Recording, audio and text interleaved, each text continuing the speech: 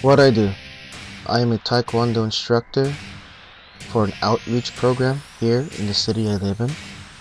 I see one group of students once a week, 45 minutes each class time. Let's talk about public speaking. Now, talking one-on-one with friends, family is different than talking to a stranger and then a group of strangers. Let's take the dreaded classroom speech. You got to give a speech to the entire class and report on the history of Queen Elizabeth, or report on current events, the presidential race, and so forth. Talking to family is you grew up with them, so you know them and you can predict how they will react. Talking to a complete stranger or strangers is a different story.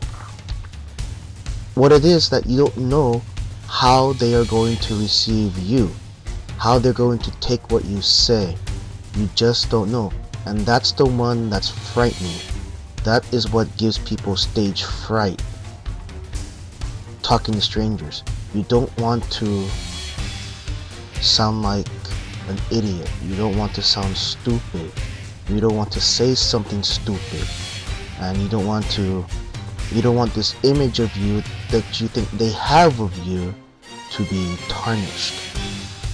That's the main fear, in my opinion, as to why most people are afraid of public speaking. Even maybe just a one-on-one job interview. Dun, dun, dun, dun, job interview. You get nervous because there's this, do I want to say innate or instinctual feeling to not mess up. All of a sudden, you're not human. You have to be superhuman. Talking to the public, or say a job interview. Now, that need, that strive for perfection is a high standard and it's hard to attain. That's where the fear comes in. So if you can't attain it, most people will just quit. We are human. We are human. If you just relax with yourself, relax, take the proper steps. Let's go back to the classroom speech. Classroom speech. Practice, practice, practice. Practice your speech over and over and over again to a group of people you are comfortable with. Not too comfortable. They could be neighbors, they could be just acquaintances that don't make you nervous. That's the best way. Then when you come to the actual assignment, when you have to talk in your class, you'll still feel nervous. You're human. You're gonna feel nervous. But you'll be able to relax. The breathing in 3 times, breathing out 3 times, it seems simple, but it works. Works. KISS. Keep it super simple. Or keep it simple stupid. Okay? Whichever one you want to use, it's up to you. Now, let's say the job interview. Yes, don't let the interviewer see you sweat. But don't be so tense. When you're tense, your muscles can only do it for so long. And eventually they're gonna give out. They're gonna okay? it's gonna give out. Your muscles are gonna force themselves to relax. Don't be lazy either. Don't go on the other end. Always happy middle, straight down the middle. Okay, straight down the happy balance, right there in the middle. Have a relaxed, good posture. This one takes practice too. I train myself to sleep on my back. There's reports that that's not good either, but I've already done it and I don't intend to change it because I don't get back problems. I'm a big dude, but I don't get back problems, especially when I lift weights, squats, deadlifts, and so on, because I practice proper form. Easy way is to put your back on a wall and then push your shoulders back, and then also put your head back. This aligns your spine so that you have proper posture, and then what happens? It becomes habit. I drive cars a lot. I drive my truck a lot. I'm always driving. And whenever I catch myself doing this, I'm arching my back like the Hunchback of Notre Dame. My shoulders are coming forward to reach the controls. It's become my habit to catch myself doing that and remember, oh, head on the headrest, shoulders back. It takes a constant practice, a constant effort to make that happen. Once you get down the posture, then you can focus on other things. Practice, practice, practice. You've got to practice in order to be good at talking to strangers one-on-one or public speaking to a big crowd. Now, what does this have to do with Taekwondo? Everything. Everything. If you don't sound confident, if you don't sound comfortable in your own skin when you are either dealing one-on-one in a drill.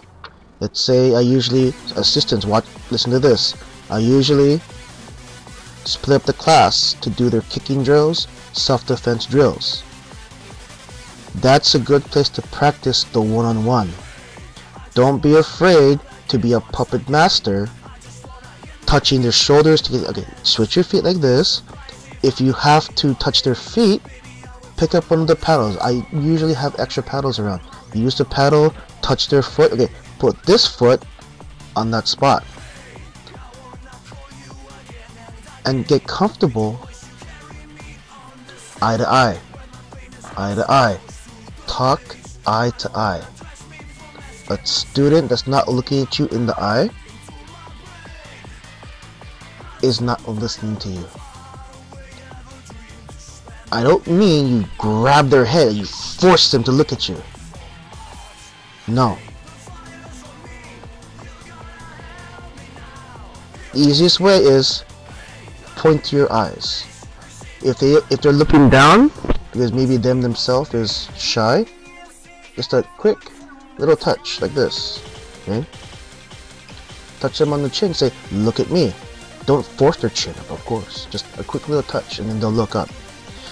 Get them to look at what you want them to do. First, you talk to them eye to eye. Now, if you're worried about, or you're talking about a drill, and they have to hit a specific target, you tell them, okay, you see that right there? You see that right there?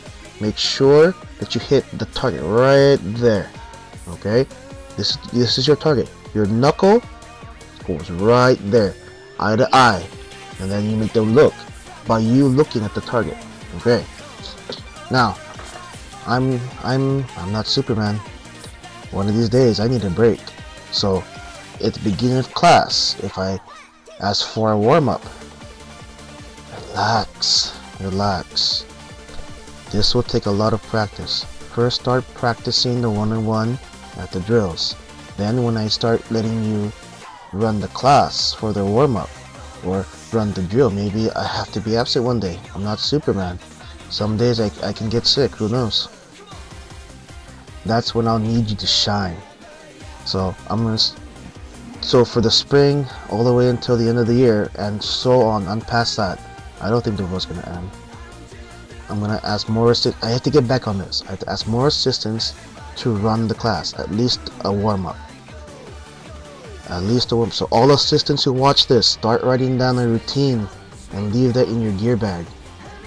One of these days, I'll have to leave the class, or I'll be preoccupied talking at the front table.